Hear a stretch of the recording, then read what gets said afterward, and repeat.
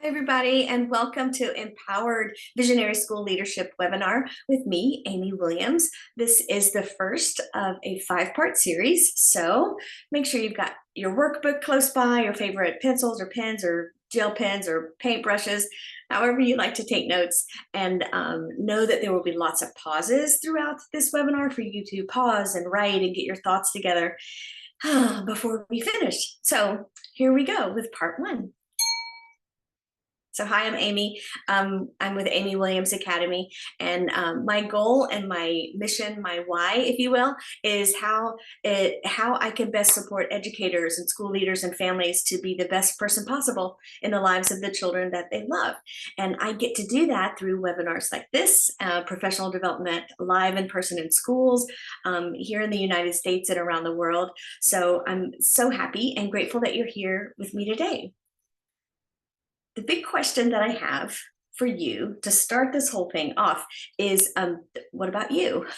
What is it that you're hoping to get from our time together today? So if you want to pause right now and just write down, what is your intention? What do you hope to get from our time together, from your, I know it's a sacrifice to put together some time to put your mind in a place and to limit distractions so that you could focus up and learn and get that professional development that you need and that you want. So pause right now if you'd like, and just write down what it is that you're hoping to get from our time together.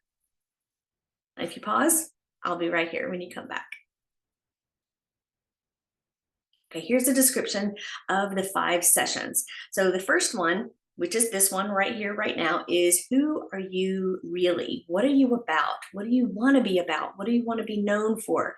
How do you want to show up in the world for children and for your colleagues and for your families and for other people in your community?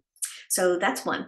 And the second session is about coaching. So the art of coaching, some real firm, clear tools that you can put into place right away as you support the colleagues that you work with and the colleagues that you lead.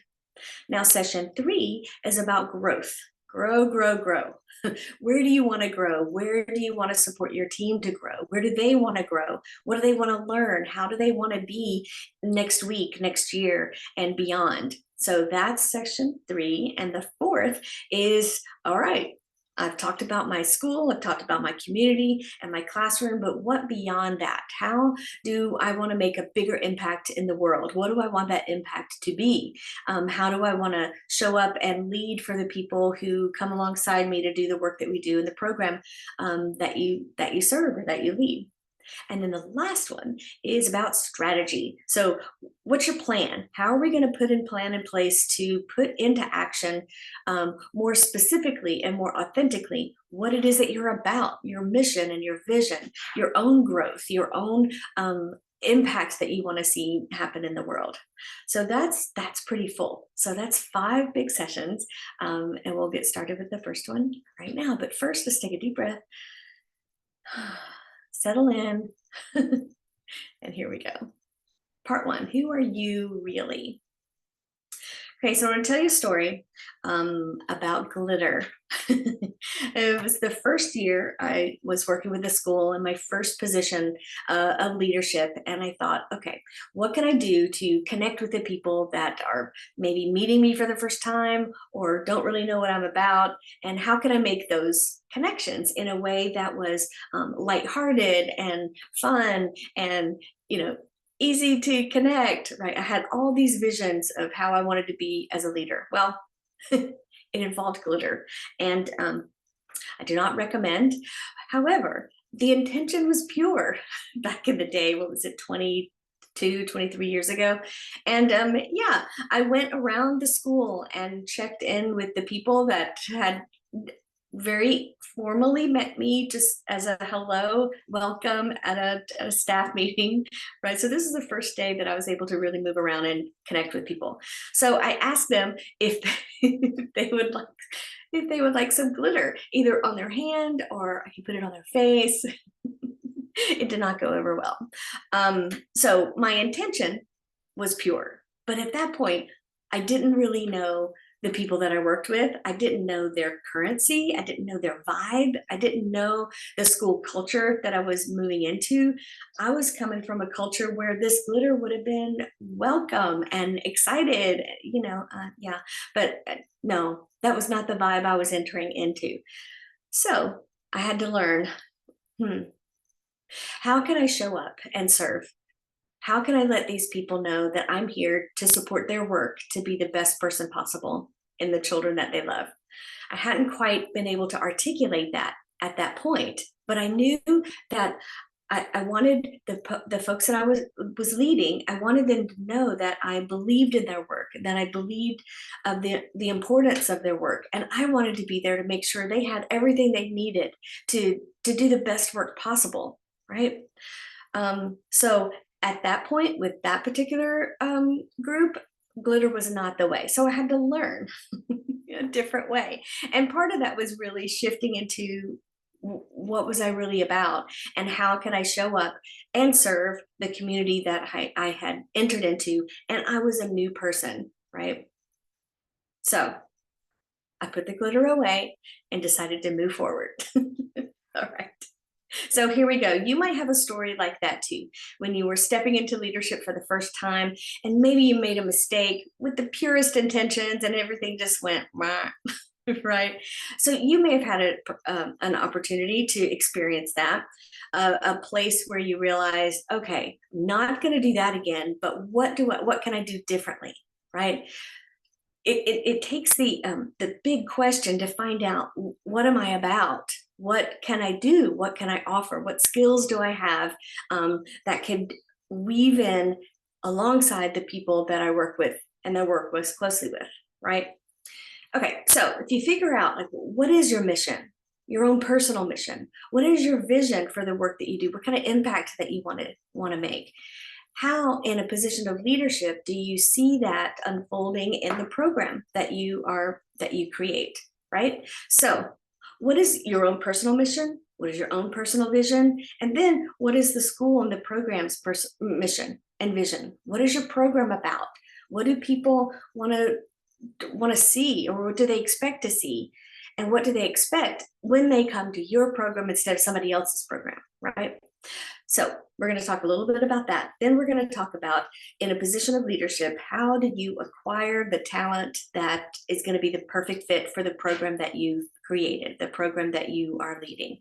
And so we'll call that talent acquisition strategy. What is that strategy? And there are some questions that come along before that, right? So that you can make sure, okay, are the people who are coming to work with me and work in this program, do they dig it? Right? Do they understand and are 100% behind what it is that this program's about? What is it that we do, right? We're looking for that motivational fit, that fit of, what do you want to do in the world, and what does our program do in the world, and is that a fit or not?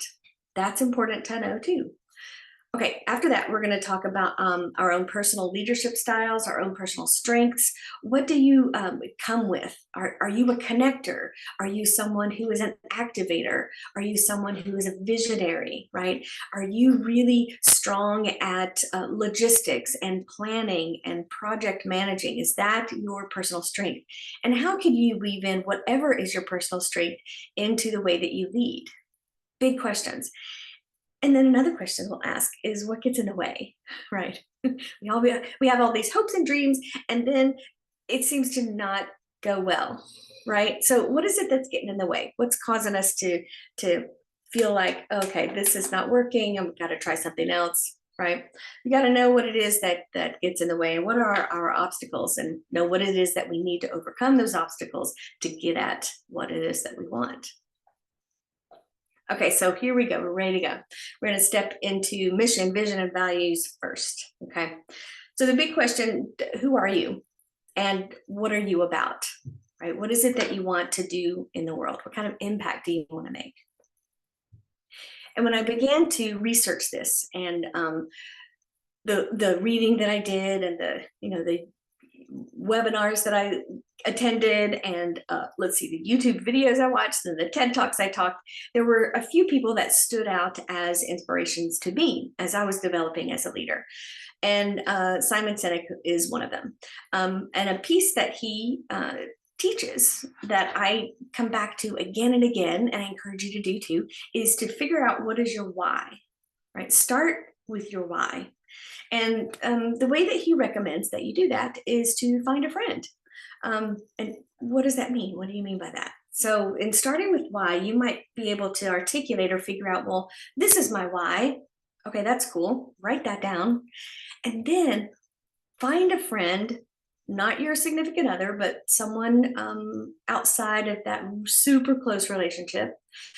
But find a friend that you trust and that trusts you and that you respect. You've been friends for a while, and you have a solid, you believe, okay, this friendship is solid. This is good. We're good. That is a person that you want to ask this question to. All right. So here are the questions. And this is a picture of my best friend, Dana. And I've asked her the question, why are we friends? What specifically is it about me that makes us friends? So these are two questions that you got to do this before you take the second webinar. Or pause right now, go do this, and come back. But ask the question of your person, of your friend, why are we friends? There'll probably be a long pause because we often don't ask those questions to each other. And, they'll be kind of back and forth, hemming and hawing, like, I don't know, what do you mean? What do you mean?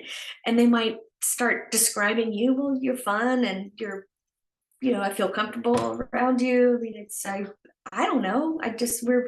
We've been friends a long time. We've been through a lot. Whatever it is, they might be describing maybe you, right? But when you get to the point where the conversation shifts and you keep digging and asking, what specifically is it about me that makes us friends? The conversation may turn to, well, I don't know, kind of like that. And they may turn to their own self. Well, I don't know. I feel, when you walk in the room, I feel inspired. You don't have to say anything. And I just feel like I feel comfortable. I feel inspired, or I feel excited, and I feel like something fun is going to happen, or something really meaningful is going to happen. Or I feel like I can drop my armor and be my authentic self around you. Whatever that answer might be that you get from your friend, notice yourself, right? And notice when you begin to get goosebumps, or when you might feel a well of emotion, right?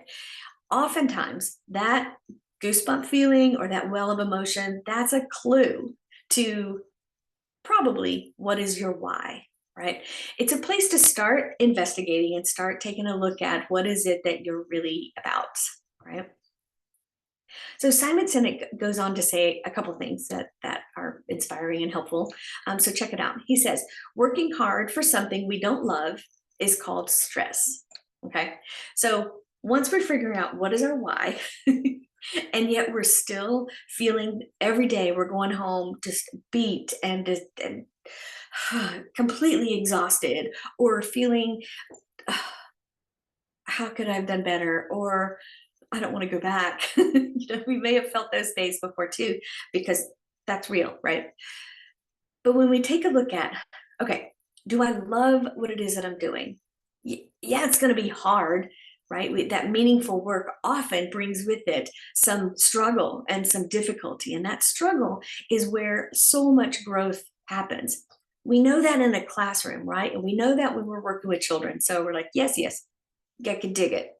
But for yourself, when we're working hard for something that we don't really love, that's where stress comes in, right? And the important piece is to take a look at, okay, there are pieces to this work that I don't love, right? I don't like doing staff scheduling, not very good at it. And I got really good at delegating that to someone who really loved it and was not stressed out about it, right? Delegation, sign of a good leader. Okay, so consider that as you move forward. Simon also says working hard for something that we love is called passion, right? So when we stop and think, yeah, this is the work that I'm doing that I really love. I love being in a classroom. I love being a leader of people who are in a classroom. I love parent education. I love family education. I love connecting into the community. I love creating classroom materials. I love insert what it is that you love here. And when we're working toward that and doing that, that's when we tap into our passion. And don't we all want more of that? So these are some places to pause and kind of consider, okay, am I really doing what I love? Or am I doing what I love and it still can be hard? That's my passion, right? So check this out. This is another way to look at the why, right? So your why would be in the center. And then the circles or ovals on the outside are the how and the what. What is it that you do? How do you do what you do?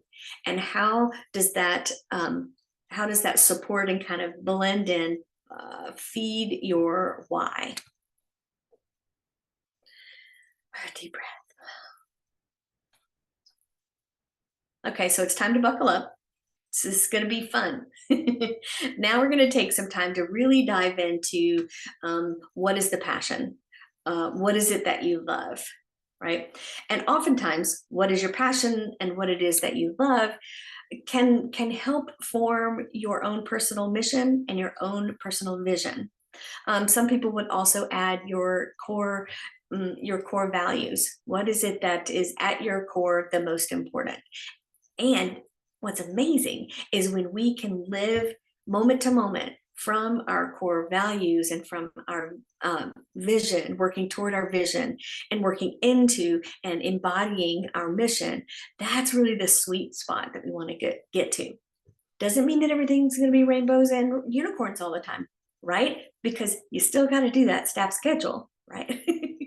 So, for the most part, do I have a fundamental belief that the work that I do, even the task that I might not really want to do very much, or maybe I'm not really good at yet, does that still support my core values and my vision and my mission?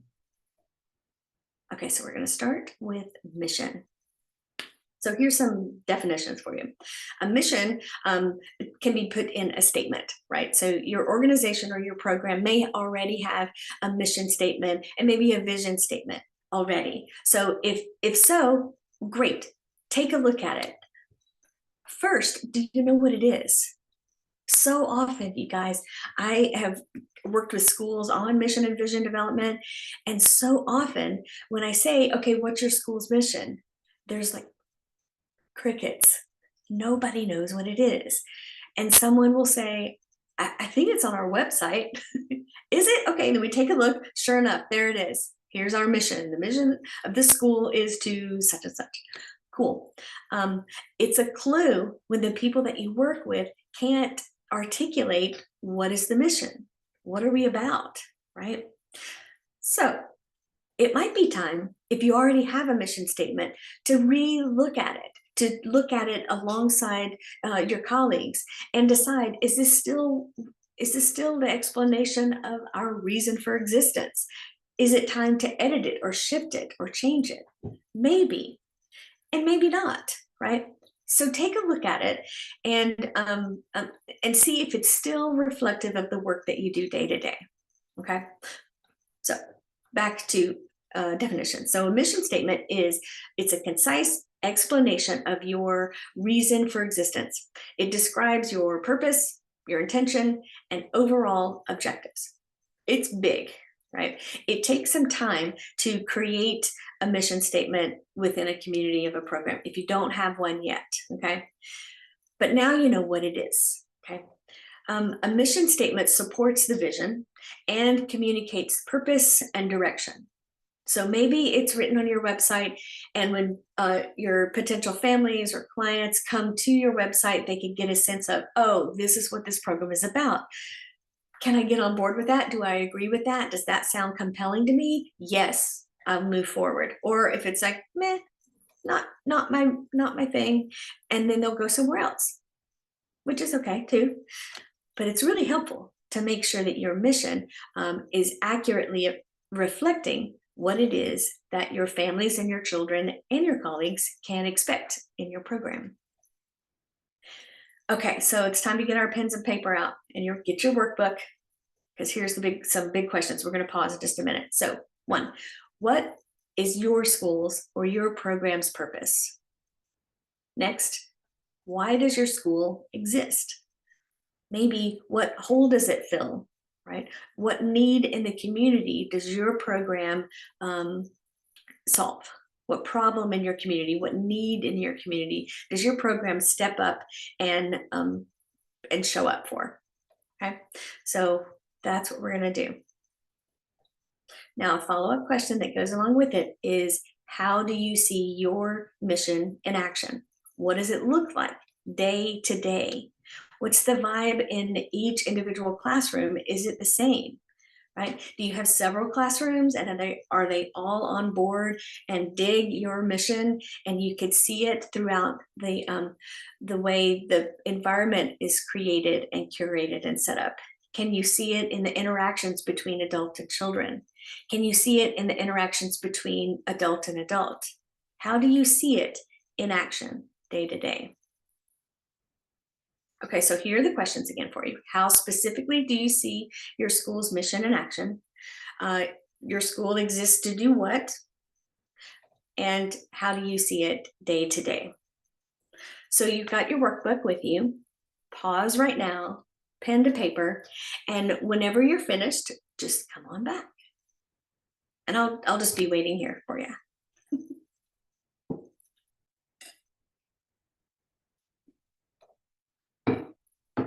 And now you're back. Let's take a deep breath. All right, now let's talk about vision. You've got your mission figured out, right? Or you've got, I've got some work to do. We need to polish our mission, or we need to communicate with our team what the mission is, and maybe sharpen what it is to more accurately reflect, your reason and your purpose, your why, if you will. Okay, so the vision is something that looks forward, right? And it looks forward and creates a mental image of the ideal state that you want to achieve. It might be a program that you plan to grow or begin. Maybe you've got primary or preschool age students, and you want to branch out and start an elementary program or an infant toddler program or an outdoor program, or more family education or community connections, right? So the vision is the what's next. How do we want to grow? What do I see? What is the mental image do I have when I'm thinking about that? Does it meet a need that's not necessarily met yet in your community? A vision is intended to be inspirational and aspirational, and it should challenge you. Right? So if you think, okay, well, I'm going to start an infant program and we're going to do that in the next 8 to 10 years. Okay, is that an inspiration for you? Is that an aspiration? Is it a challenge?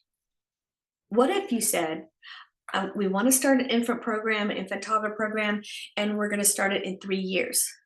There you go. That's more of a challenge. Even more so if you decide we're going to do it next year. So think about riding the line between challenge and attainability. Is this something that's reasonable, that I can attain it in the time limit that I've given myself, right? In the time limit that we have given ourselves.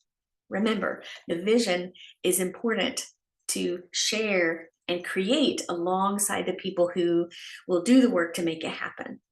Right? So it's not just singular solo work. Neither is mission. Okay.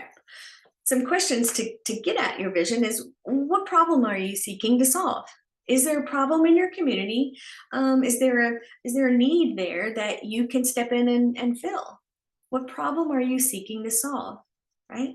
Is it high quality care? Is it care for families who need 24-hour care? Is it a need for children to have access to nature or to art or to creativity or to whatever it is that your program is trying to solve, whatever problem your program is trying to solve? So that's big question 1 around vision. Okay, next, vision is about where you're headed. Where are you headed? Do you want to branch out into additional programs, more classrooms, maybe a second or third or other site? Do you want to start a teacher training program? I mean, the possibilities are endless. They really are. And in a minute, we'll talk about what stops us from doing the big dreams that we want to make happen. Okay. Okay. So what problem are you seeking to solve? Where are you headed? Next, what do you want your program to look like in 5 or 10 years, right? You won't get to that new program or additional site or, an epic outdoor space until you first decide that you want to do it and then break it down and figure out, okay, what are the consumable kind of steps that I can take to make that happen, right? Break it down into small bite-sized chunks so that you can eventually have that program, right? That keeps us from being daunted by the enormity of so much work that's going to go into making that new site happen or making that new program happen, right? So those are 3 questions that help you get at what is your vision. And I recommend taking these questions around vision and mission back to your team and find out what do they think also. Another consideration to consider is, how do you see your vision in action right now? Right? Do you hear colleagues talking about, oh, I wish we had an infant program, or, oh, wow, I think our families really need an elementary program to continue, continuity of care, whatever. What are your people talking about already, right? How do you see your vision in action already? Are there seeds out there that you could take a look at and go, okay, I feel that. I feel that pulse. I hear that inspiration. Okay, maybe that's where we want to go. Let's start talking about it. Okay, so here are the questions again for you. We're going to pause in just a moment. So 1, what specific problem does your program solve? How can you see where it is that you're headed? And how do you know you're headed in the direction of where you want to be 5 or 10 years from now, specifically? So we're going to get really specific, right? Have you written down a plan? Is there an idea already percolating, right? How do you know? So we're going to pause and write now. So grab your workbook again, and you'll see the prompts in your workbook to really consider those questions. So I encourage you to take a deep breath, go grab some water if you need some, and come on back and do that writing in your workbook. And as soon as you're finished, come on back and I'll be right here.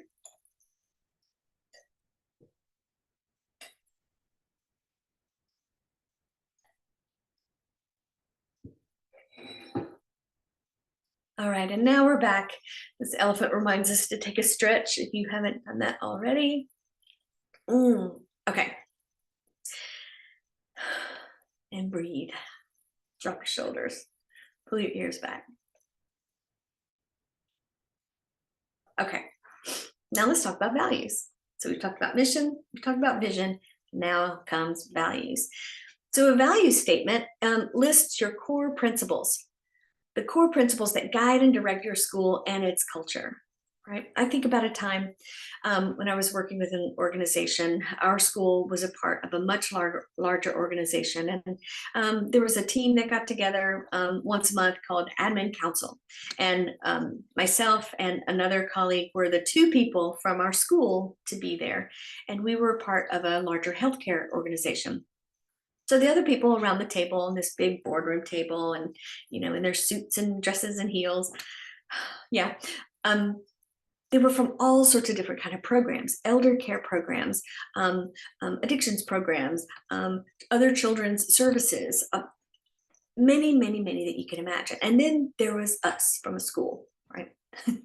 So sometimes that was really helpful to hear different perspectives from different types of programs and what they were doing, and how that could translate to our work, and vice versa for them.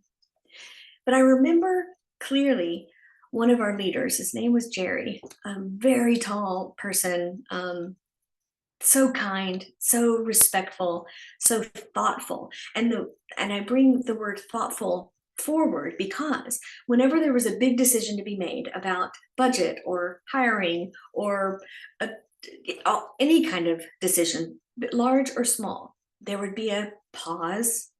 Jerry would lean back on, two legs of his chair and kind of sit like this a moment and lean back in and say, okay. And he would list the organization's core values. Is it respectful? Is this decision respectful? Yes. Is it, are we being good stewards? Yes. Okay. Is it excellence? Is this the most excellent thing that we can do? All right. Yes. Okay. So he went through all our core values, right? After that, does this support our vision and our mission? So if we could all agree that yes, this decision does all of that, carry on. We were headed forward. And if it wasn't quite that, then it was time to look at the decision again and rethink, how could we approach this where we are better stewards of our financial and human resources? How could this be more respectful? How could this be more inclusive and eliminate barriers for other people? How could this be more respectful, right? More compassionate? So we went back to the core values for each decision. And that experience has stayed with me for the longest time. And I recommend, when you come up with your organization, your program's core values, what is it that we stand for, right? What is it that guide us and that direct our school and our culture? When you go back to those, when you make decisions, large and small, that keeps you on the right track toward living out your vision and moving forward into your vision. Okay, so here, what are your core values? Maybe great. And if you don't, it's okay. We can get to that. So here are some questions that help you get to that. So the first one is, what values are unique to your school, right? What would you say? Is it respect? Is it inclusion? Is it kindness? Is it compassion? Is it excellence? Is it integrity? I mean, it's all of those words that you might see on a poster somewhere, but I invite you to think creatively and think collaboratively with the people around you. What values are unique to our program? What do we already know that we stand for, right? Next, what values should guide the operations of your classrooms, right? Sometimes it's helpful to look at your day-to-day. Maybe have an observation in a classroom with the intention of that observation being, what can I see happening right now that are the embodiment of what our school values, right? So it could be that you start there and then kind of work yourself out. Or, there's ways to look at it from both angles. So just think about how you might get at what values are unique to your school and your program, and what guide the operations of the classrooms. What conduct should we uphold? Do you value open, honest, clear, kind, respectful communication?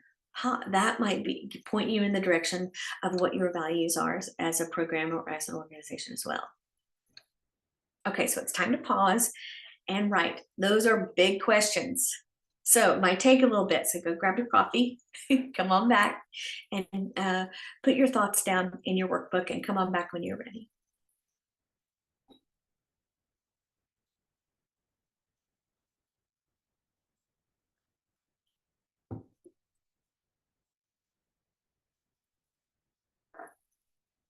Okay, so we're back now.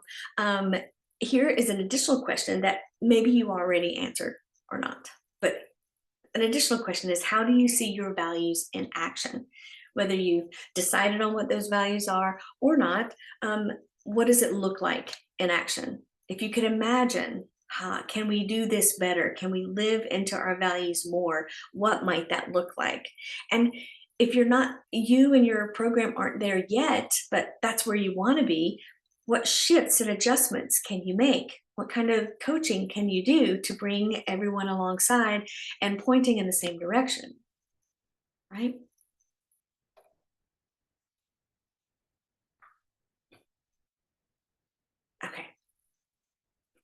Looks like I had that double there. So we're gonna take a deep breath. All right. Now it's time for talent attraction strategy, talent acquisition strategy, similar things. So let's talk about that. So we've got our vision and our mission and our core values all together. We're ready to go, right? That's an incredible and important foundation to have. So now, what about the people who are doing the work, right? If you're in a position of leadership and you're responsible for hiring, it's important to know what your school's about, where your school is headed, what are the values that you hold as an organization and as a school. Once you've got that in your mind, then how do you decide who's going to work with you, who's going to be a part of that program, who is it that you want to hire, and what is your staff brand? Now that's an interesting question, right? Like, well, what do you mean? What do you mean by staff brand? So let's talk more about that. So a staff brand is when you take a look at your teachers, your support staff, your assistant teachers, the people who do the work with the children and with the families, do they all have a similar way? Now, that doesn't mean that you want to hire everybody that looks the same and acts the same. No, absolutely not. Because that difference of personality and temperament and culture and perspective is really important. But do you all come from the same place? Right? So if anyone were to ask any of your team about your mission, about your vision, about your values, can they speak with authenticity and are behind it, right? No matter what they look like, is their work in line and in support of that? That is what your brand is, right? So if your brand is, say, the importance of connecting children to nature, right? So if anybody asks anybody on your team, no matter what they look like, tell me about your program. Maybe the first thing that they talk about or speak about with excitement and passion is the importance of connecting children to outdoors and to nature, the importance of a child getting dirt on their hands, a child really looking up close at a worm or a beetle, or planting seeds, or having time to feel the wind on their face, right? So that's kind of what I mean by staff brand.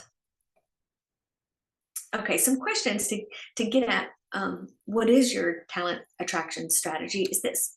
Number one, how do you promote your school as a great place to work? Two, the kind of talent that's required to be able to live out that mission, right? So let's go back to the nature program.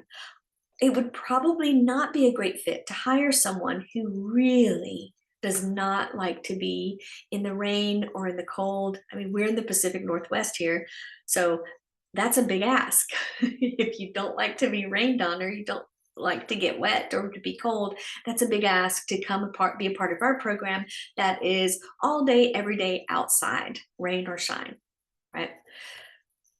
Maybe your brand is something a little different, right? Maybe it's more creative or more arts focused, right? So how do you promote your school program as a great place to work to the type of person who believes in that as well, who believes in the power and the transformative power of art and the experience of art? The idea, they believe that process is more important than product, right? How do you promote that to the people who are going to dig it, who are going to be in line with that as well? Okay, so you want your teachers to reflect and what your school represents, right? And are they attracting your ideal customer, right? And again, I want to underline, I'm not encouraging that all of your staff will look alike. I do encourage to have a team that can all get behind what your program is about and the impact your program has on the world, right?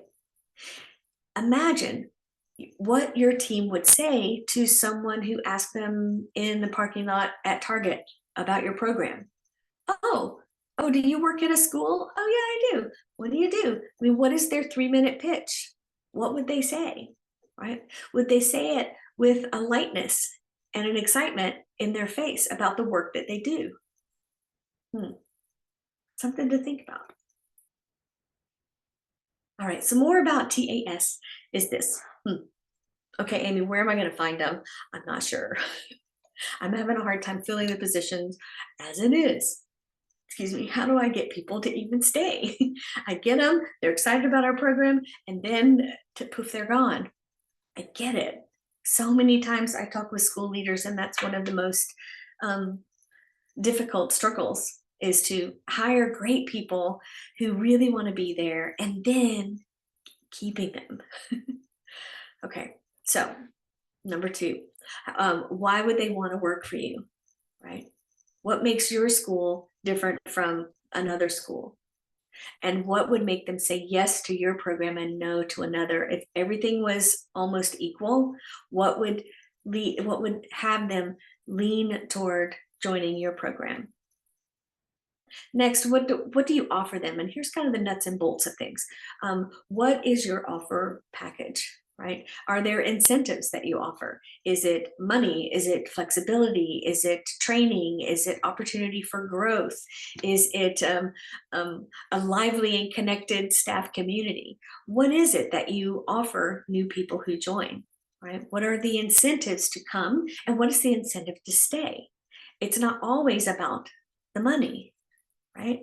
As if you've been a leader in a school for any length of time, you'll know that every person has an individual and different currency. It's kind of call it their currency. What is it that that carries meaning and lets them know, oh, okay, this is hard work because I got thrown up on today. My work is hard, or I've got to talk with that parent here, that it's a really difficult conversation, but I'm not going to crumble and leave, right? What is it that makes me stay? What is the incentive for me to stay? So often, a reason that people stay is one, their relationship with their supervisor or their boss, their colleagues, and opportunity for growth. Flexibility and money is also another important reason that would lure people away and that would make people stay. So let's talk a little bit about training. How are you going to train them? Either do they need training right out of the gate when they first come, or have they been there a while and they're ready to learn more, right? Maybe they have new students in their classroom with struggles that they might not know how to support, how to handle, how to manage. So the question, how are you going to train them, can become a really big opportunity for so much goodness that can happen, right? Okay. So remember, your brand, your program is abundantly more than just the visuals, more than just what your website looks like, more than what the front of your school looks like, more than what your classroom environment looks like, right? So remember the importance of the people that come in to that program, and infuse your program with the feeling and the emotion and the passion and the drive that really make your program come alive. Yeah. When you hire somebody new, make sure that it's a good fit both ways, right? Are you clear and true to what the expectation is, to what the job really is, right? I'm thinking a while back we had a position that we had open and hired somebody to come in and fill that position. And it turned out that it was a position that wasn't in a classroom, but it was more in a support role. So they were not in a classroom with children, in large groups of children. They were often, their interactions with children were small group, one-on-one, and assisting them in the bathroom, or assisting them in having their hands washed, or those kinds of things. And so often, until we got really clear about this is what the job is, some people would take that position and think, I'm going to be in a classroom with children because I love children and I can't wait. I love, right? And so that one was a difficult position to fill until we got really clear about here's what a typical day for this position looks like, right? So it's important to make sure it's a good fit both ways. Is this something that you want to do? This is what it is. Is that something you want to do? And if it's a yes on both sides, then you're moving forward. Okay, so let's take a moment to pause and write. We've got lots of questions to answer. So take a look in your workbook and see what it is that you see. Fill in those questions. We're talking about talent acquisition strategy. So you might be percolating some ideas already. So now is the time to pause the recording, and go put that into play, okay? Or put that on paper. Come on back when you're ready.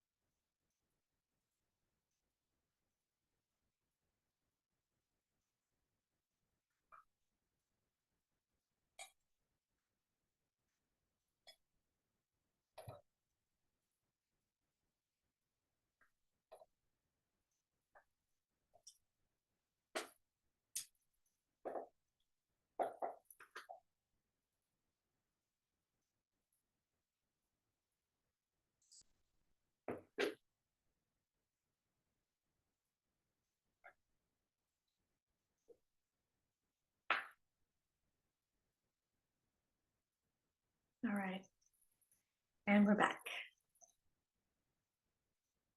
A lot of questions, huh? So let's see, before we go further, I just want to make sure you got all those questions. They're in your workbook, but just to make sure, here they are. So the first question was, who is it that you want to hire? What is your staff brand? How do you promote your school as a great place to work to the type of talent that you want to bring in? You want your teachers to reflect what your school represents. And are they attracting? Do they know what is their 1 minute pitch in the parking lot at Target or in the line at the coffee shop, right?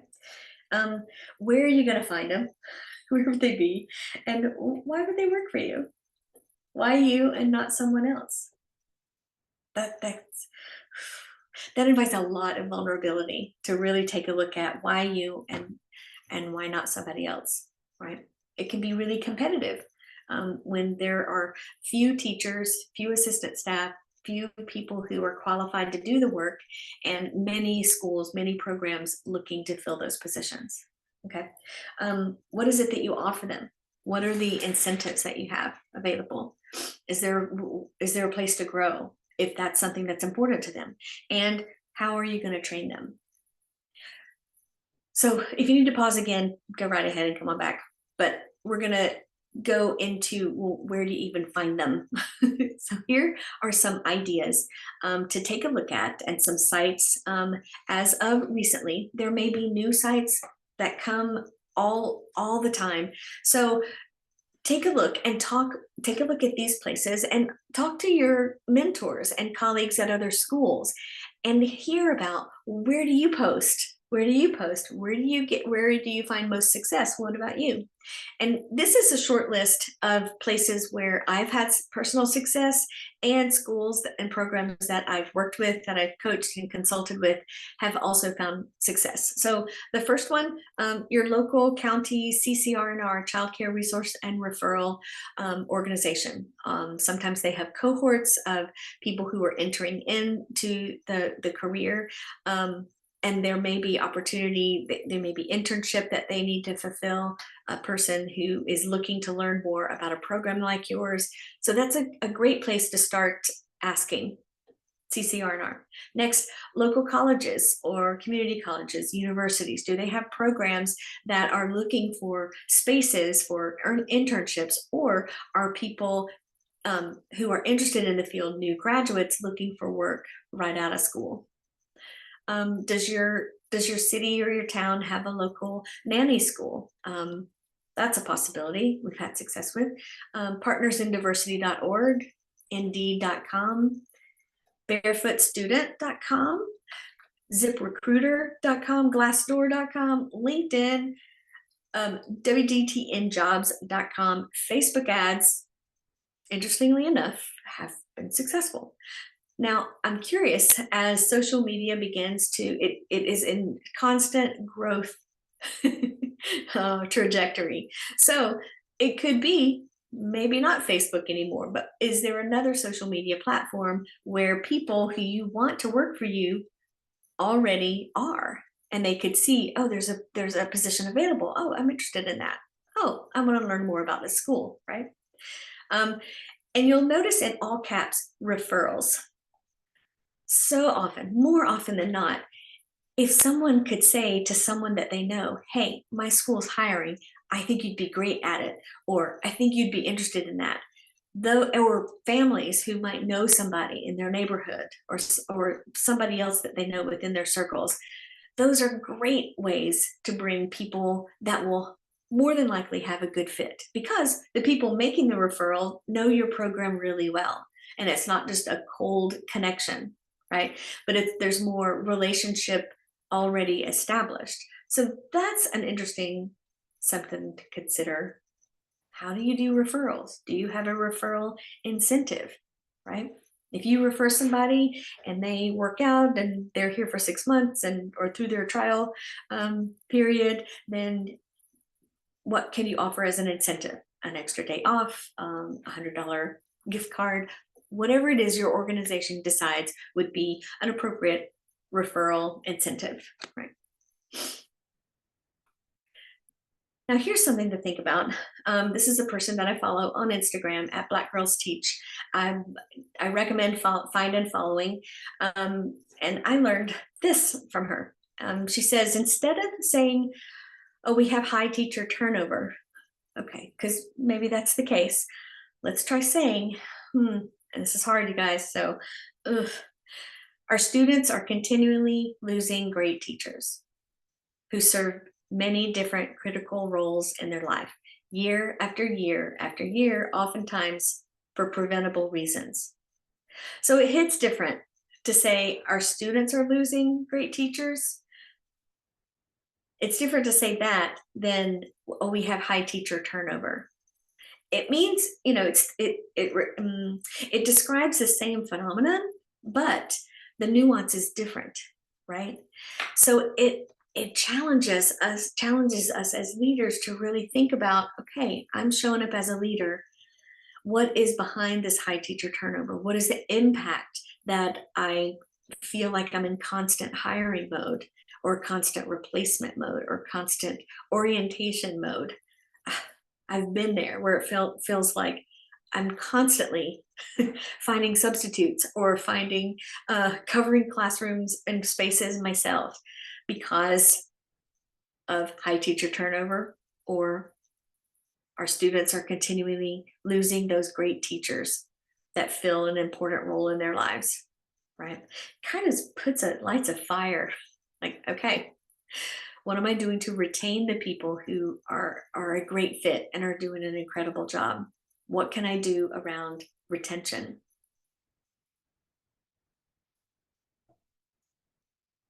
So let's talk about retention. What do you do? Certainly, it's much less expensive to retain people who are doing a great job and who are super happy and are happy to be there, are behind your mission and behind your vision, right? So from that point of view, we want to attract, engage, and train and lead people so that they stay, right? So let's talk about attract, the natural fit.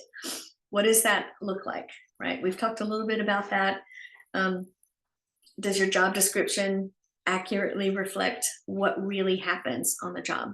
Does your job description, does your initial conversations before they even come in for an interview clearly and accurately represent what it is that you're looking for?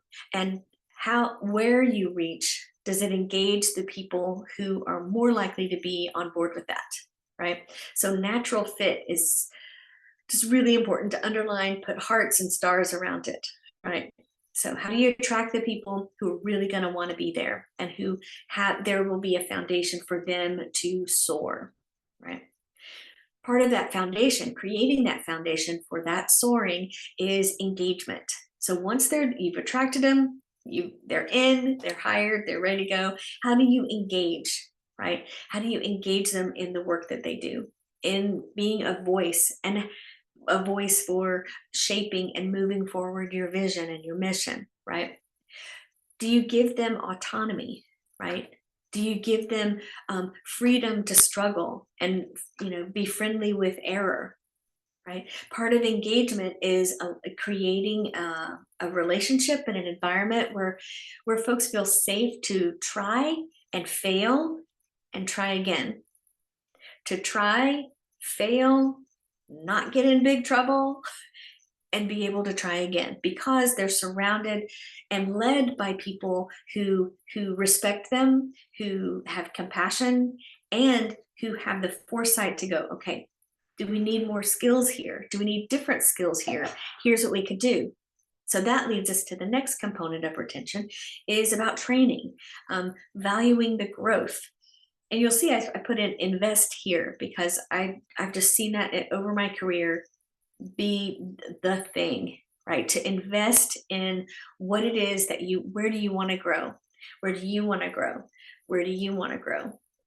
That coupled with, as a leader, what you observe and what you notice as, okay, here is a lagging skill, and let's train into that skill so we all learn and grow together in this particular area, one or the other, right?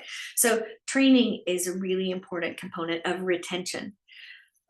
If you think about, okay, I'm a teacher in a classroom, or I'm a support staff, assistant staff, or another member of my community, and it's just hard every day. It's hard. I might be saying to myself, I can't do this. What am I doing? I'm a fraud. I'm a terrible teacher. And so those internal voices may have been turned on inside your team's brain. They might be saying that to themselves. So it's important to go, okay, let me help that person get the skills to know how to better support a child with sensory issues, or support a child who has some real big behavioral events during the day. How do I support this teacher who has families that are really hard to communicate with, right? Let me invest some time and money for that person to get that training and feel more confident and have more tools and be more successful going forward, right? And then another important component to retention is your own leadership. What is it that you do? How do you lead? How do you role model? How do you show up and serve, right? Do you show up and serve with happiness, with contentment? Do you show up and serve with a commitment to quality? Do you show up and serve with deep respect for the people that you work with? Deep respect for the children and families that you serve? How does your leadership radiate, right? I'm thinking of a mentor who taught me years ago that the team is a reflection of the leader, right? And there was a point in my leadership career where I didn't want to hear that because I thought my team is a disaster. Does that mean I'm a disaster? It meant that I had some places that I needed to grow, for sure. Remember the glitter? I needed to put that away. And there were other places that I needed to learn and grow too, so that my leadership could be reflected in the people that I work with, right? Okay, so there's that. So next, here's a big question to ask your superstars. And okay, so you could call the people on your team who do really consistent, high quality work your superstars. That's one way. Or you could say the people who do superstar work, right? Okay, so however you wanted to talk about that, let's ask them, what do they say? Think about, if you're thinking about your team, I bet you have 2 or 3 or maybe more people who come to mind that you go, yep, that's, wow, consistent, excellent work, gifted in the classroom, gifted with the teacher, with the families, gifted with colleagues. Okay, that person is probably one of your superstars. So to ask them, what would you say? What would your superstars say about about this being a great place to work? How would you describe working at this school? What's so great about working at this school? I'm telling you, you'll be so surprised. I took this question to some superstars that I worked with before, and um, some answers I was like, yep, I expected that, and some I did not expect. And it was really great to hear. So this takes vulnerability and courage and a sense of showing up and being bold, and find out what it is that they would say. What's so great about working here? What would you say to someone who wanted to consider working here? Now, it could be once you get these answers, you can ask for permission.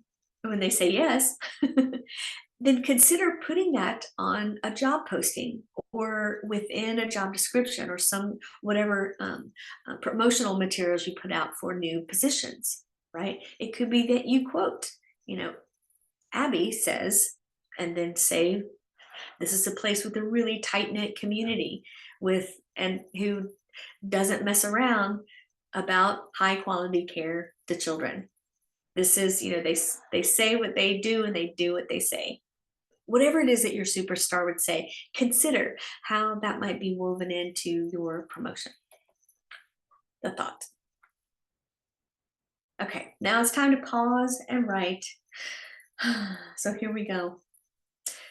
The big questions, all right? If you were creating some sort of ad or job posting, what keywords would you use, right? Often those keywords that you weave into a job posting or an ad for a job, you're going to want to add in the keywords that reflect what the job is, what your expectations are, right? So what keywords would you use? Another question would be, what does engagement look like to you? How do you engage the people that you work with right now? Could you do it a little differently? So give yourself some time to put some thought into that, right? Next, what does your training and development plan look like? Do you have one? Have you asked your team what might be ideal, what they would love to see? What topics do they want to hear about? Where do they feel, ooh, this is a place where I need to learn and grow? Next, what about the lagging skills and areas of strength on your team? So consider from your perspective and your observations as a leader, where do you see, oh, our team, I think we could do with some personal professional leadership development in communicating with each other with kindness and respect. I think as a team, we need that together because that's what I observe. Or you might observe, I see a teacher struggling with children who are really physically energetic in their classroom. I see this as a skill where she could grow, where they could grow, and what can I create, develop, offer so that person can learn and grow in that area. So that's just an idea. So those lagging skills and the strengths. Is there someone who might be interested in growing to be more of an in-house trainer and professional development creator or a mentor to another person, right? If you do something like that, be mindful that it's important to compensate somebody if they're going to go into a more of a mentorship or colleague training role. Just know that that might be something that you want to adjust their job description and compensate for. That's really important. Okay, so next, and then what do your superstars say? What do you think they would say? Leave a big blank and then go fill it in. All right, so I'll be quiet and you push the pause button and come back when you're ready.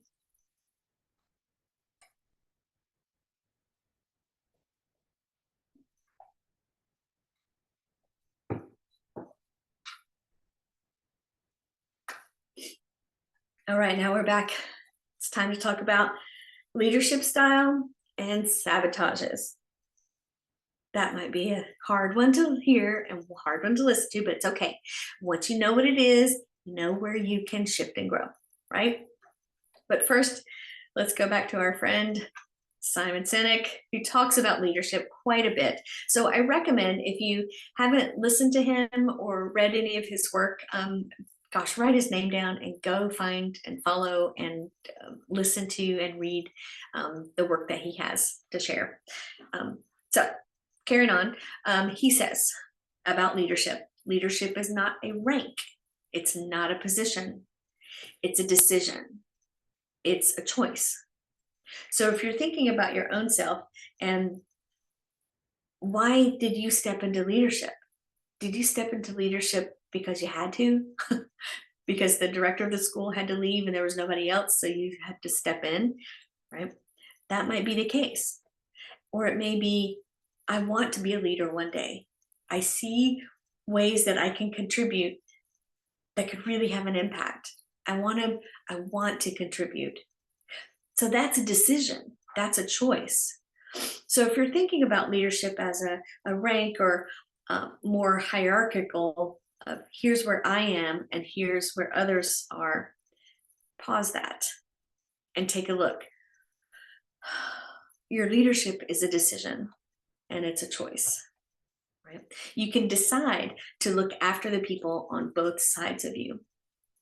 So as you're thinking about your how you show up as a leader, consider your own level of compassion and consideration of the people that you lead, right?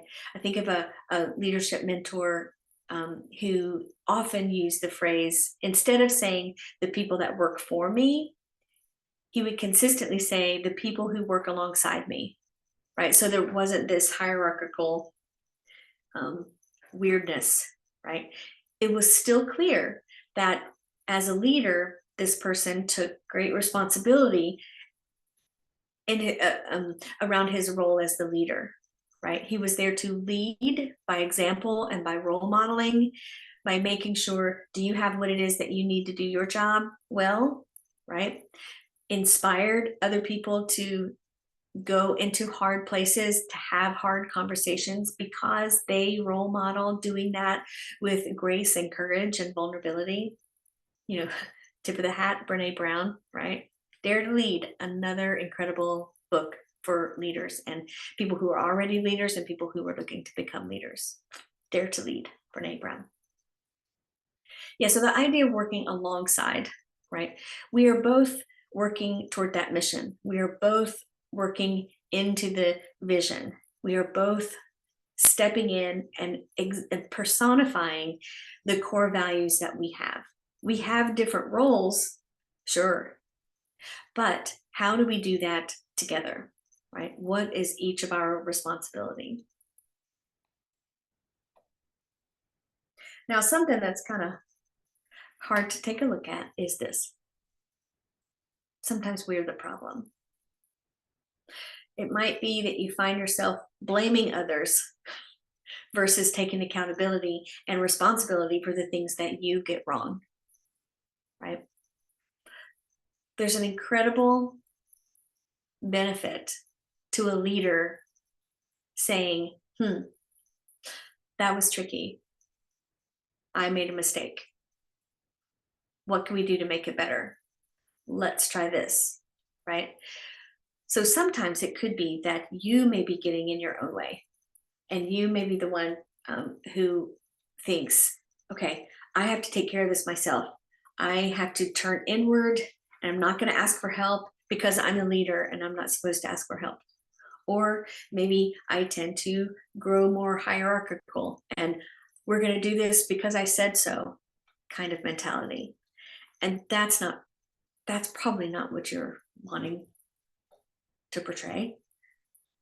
It's not what a lot of people want to work with, that's for sure. Okay, so it's important to notice yourself and do some honest self-reflection to see, okay, how can I show up to be a better leader? And if you are feeling really vulnerable and bold and brave, you can ask the question of your team, right? So maybe you have regular meetings with the folks that you work with. We're going to talk, I think not today, but in an upcoming webinar about the tool of rounding. And we'll talk more about that when we get there. But asking the question, how can I be a better leader for you? Is there something that I can do to better support your work? And asking that question is very vulnerable because you never know what you're going to hear, right? You might hear everything's going great, or you might hear, could you or would you? I appreciate it if, right? And do you have a culture where people feel safe to answer that question, right?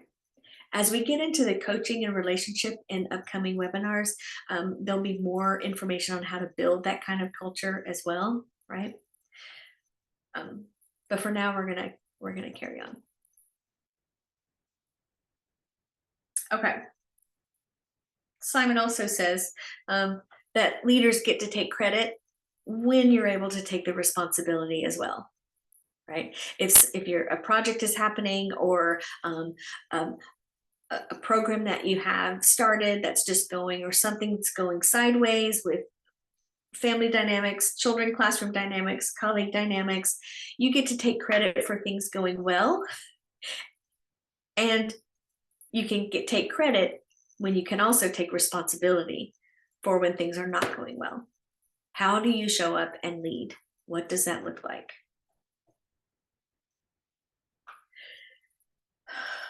Deep breath. Now, to find out about that, how do I show up from a place that's from someone who could be more objective? Sometimes it can be really hard to do that self-reflection because you may have a kind of a distorted sense of how you show up and you're not really sure. So who are you going to ask, right? Who are you going to go to and ask for help when you need it? Who are you going to go to and ask for a perspective, right? Someone who can tell you how you show up as a leader. Who can tell you, here's some ideas, or to just listen and not try to fix it. Right? And also, here's a person who has experience and who can give you some personal stories about what worked for them and what didn't work for them. Right? Brene Brown talks about the idea of a square squad, and I feel like I mention it in every class that I teach. But a square squad is made up of people, and not very many people, the number of people you can write on a little tiny Post-it note, right? One of the small ones, that big, right? So it'll fit 4, maybe 5 people if you write really small. But who are the people that you can surround yourself with, who trust you, who you trust, you respect, and you believe and you know that they are going to say the things that maybe you don't want to hear, but they're also going to be your biggest cheerleaders. So who are those people? Amy Williams Academy has a square squad that is solid. And those are the people that I go to when, okay, I'm thinking about launching webinars. What do you think? Is this ridiculous? Can I do this? And so I got feedback that was really helpful. So who's on your square squad? Who are the people that you can go to for help when you need it? And also, are those the people that you can accept it when it's offered? Oh, oops. Yeah. Who are the people that you can talk to when you don't have to pretend that you've got it all under control, right? So often what gets us kind of tripped up as leaders is that we have a sense that we've got to have it all together, right? So we pretend, we fake it till we make it, right? Consider the power of the message of vulnerability in leaders, in you as a leader, to show up that, we don't have it under complete control. And you're not crumbled by that, or you're going to disappear, right? So you keep pretending you have it all under control is often not the best role as a leader, right? Letting others know, I struggle too. I'm human, I'm authentic, I'm friendly with my own error, and I'm committed to righting it when things go sideways, right? Some points to remember as a leader going forward. And this one could be, some of these might be more difficult for some of us than others. So there's a few in here that are hard for me, but it's okay because I'm growing and learning too, right? So the first one is this. Excuse me. Keep your opinions to yourself until everyone has spoken. That one's hard for me because I tend to be an activator and kind of an idea generator person. So in a place of leadership, when you can pose the question or put something out to your group, to your team, and then shut up, ask the team and hear from every single person. Notice, is there one person who is speaking a whole lot? And maybe there are 3 people over here who haven't said a thing, right? So you can, one, notice that. That's a lot of ideas. Thank you. I appreciate that. I noticed that Alice and Emily haven't said anything, or I noticed that, this person and this person hasn't said anything. I'd love to hear from your perspective. Oh, toddler community teachers, I want to hear from you, right? So keep your opinions to yourself until every single person has spoken in the way that they feel most comfortable, right? You may have members on your team who do not feel comfortable speaking out loud in front of the whole group. So are there a variety of ways that you can give them to give their ideas or share their opinion, right? Maybe you do the share it out loud, or everybody gets a pack of sticky notes. However it is, consider how you're meeting their greatest comfort level in being able to share feedback, share opinions, ideas. Okay, next, another thing to remember, if you agree, now this one's tricky, if you agree, don't nod yes, and if you disagree, don't scowl.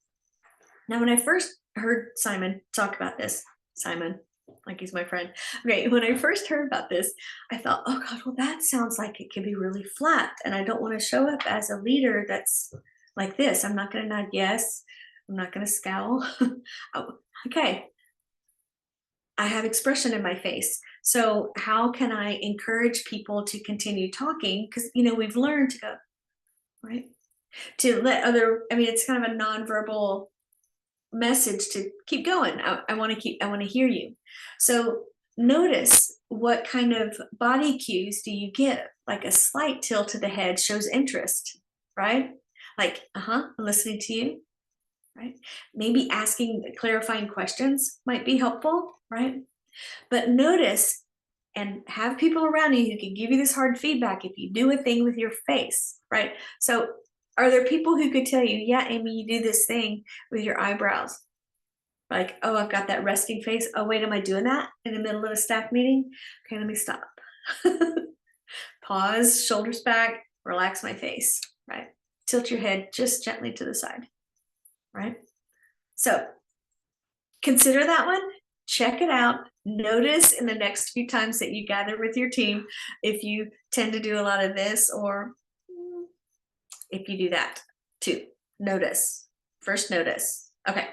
Next, you can get an understanding about why they have their perspective they have, right? So asking those questions that are clarifying, tell me more. Okay. So your idea is to such and such and such and such. Tell me more about, and then can dig through that, right? So that helps, that sends a message that I'm interested in that and I want to know more. I want to know why they have the perspective that they have, not drilling down deep about the big why, but I want to have a deeper understanding. So ask those clarifying questions, right? And here's one that is so powerful. Practice being the last one to speak. That one is so tricky and so hard. If you're an extrovert, this one's especially hard. And if you tend to be someone who has been in the role of being the speaker, the talker in any kind of meeting, notice that and practice being the last one to speak after everybody has spoken, right? Okay, deep breath. All right. So This is another person that I follow and have a lot of respect for this person's content. But they speak about the 6 soft skills of leadership. Try saying that 3 times fast. 6 soft skills of leadership. And her name is R. Yvonne Benson Idahosa.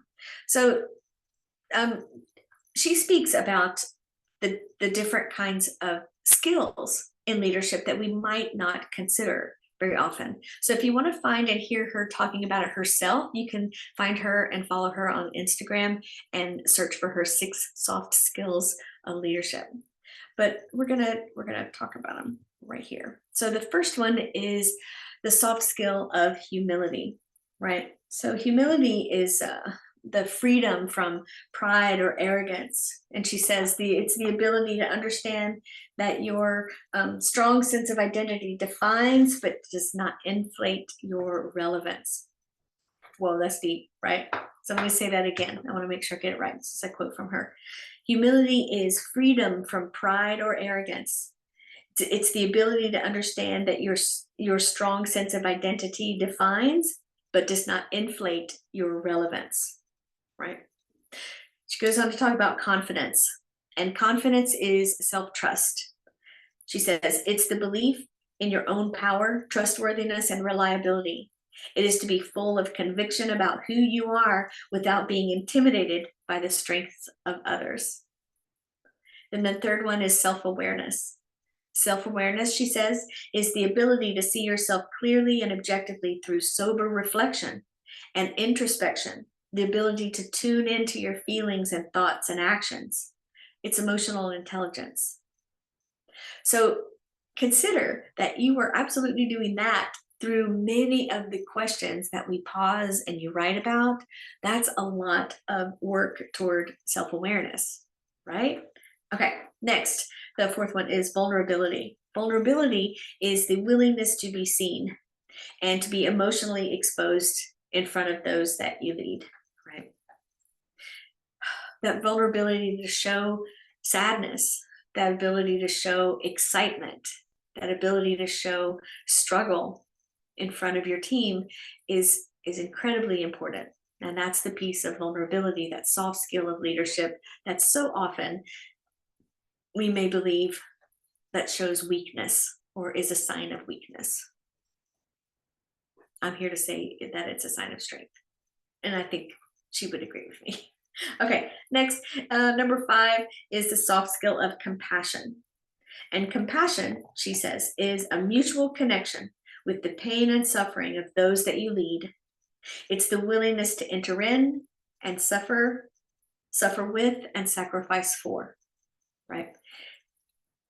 Clearly, compassion has deep benefits, right? So that the people you lead and the people that you work with feel seen and feel heard by you. And you have professional boundaries to not be their therapist, but know when is the time to help connect them to resources if it's something that that they need external resources for, right? You definitely want to be able to connect to their pain and suffering, right? The willingness to enter into it, she says, suffer with and sacrifice for, yes, and know when the work that is necessary to be done is not your role to do, right? But is their work to do with someone outside of the organization. Do you know what I mean? Like setting those boundaries so that it's clear you're not therapist or you're not mother, but you are a compassionate leader. You see, that one can be tricky because just because of the nature of the work that we're in. We work with children and families, and it's heart-centered work, right? And the people that we work with are doing heart-centered work. So our hearts are out most of the time, right? So finding the balance of being compassionate and then not being enmeshed is really important. Who's your Square Squad? Talk to your Square Squad about it. Get some feedback about that so that you can stay true and can hold appropriate professional boundaries and yet still remain a compassionate, connected leader. Okay, number 6, she speaks about discernment, right? And discernment, the sixth soft skill of leadership, is the ability to judge well, to see things as it is, right? It's the ability to replicate, she says, the mind of God on earth, to be able to see what is real and what is happening straight up, right? Now, it's true that these are skills that are often underrated or, not considered something that we need to put a lot of time and effort into. And I, along with our Evan, would say that these are ones that we ought to lean into, right? Let's carry on. So it's time to pause and write. I encourage you to take a look at the 6 soft skills of leadership and put thoughts down. Maybe give yourself some credit. Like, which of the soft skills do you feel like, yeah, I already got that one, or ooh, that's one that I can grow, or ooh, all of these I can grow, or I need to ask somebody about that. So now's the time to pause and consider and be honest and vulnerable with yourself so that you can see, where do you need to grow? Where do you want to grow in these 6 soft skills of leadership, right? So you're going to take a look at humility, confidence, self-awareness, vulnerability, compassion, and discernment. And they're all in your workbook. And here they are right here. So I'll leave this one up if you'd like to pause and take a look at the screen, and then come back and push play when you're ready to keep going. All right.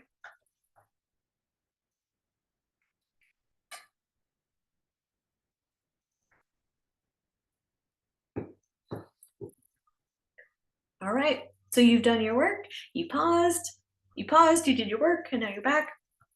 And look, this is the end of part 1 of 5 of Empowered. So you did it.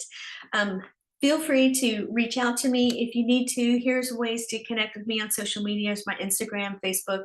My email is right there, amywilliamsacademy@gmail.com. And of course, my website, amywilliamsacademy.com. Thank you so much for joining me. You did it. You got through the first one, and we've got 4 more to go. And when you're ready, you can start episode 2. All right, take care, and until the next time.